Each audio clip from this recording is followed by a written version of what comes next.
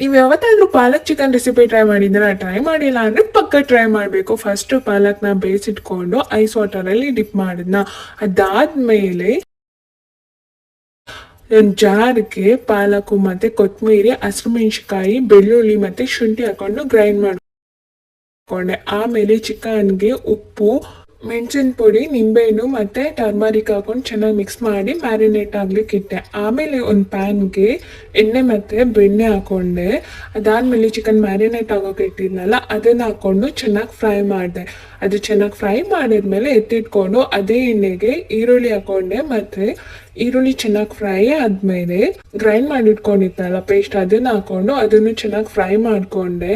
ಆಮೇಲೆ ಅದಕ್ಕೆ ಸ್ವಲ್ಪ ಸಾಲ್ಟ್ ಹಾಕಿದೆ. ಆಮೇಲೆ ಚಿಕನ್ ಇತ್ತಲ್ಲ ಅದನ್ನು ಹಾಕಿದೆ. ಮತ್ತೆ 4 ಸ್ಪೂನ್ ಮೊಸರು ಹಾಕೊಂಡೆ. ಅದನ್ನು ಕೂಡ ಚೆನ್ನಾಗಿ 15 ನಿಮಿಷ ಲಿಡ್ ಕ್ಲೋಸ್ ಮಾಡಿ ಬೇಯಿಸಿದ್ರೆ ರೆಡಿ.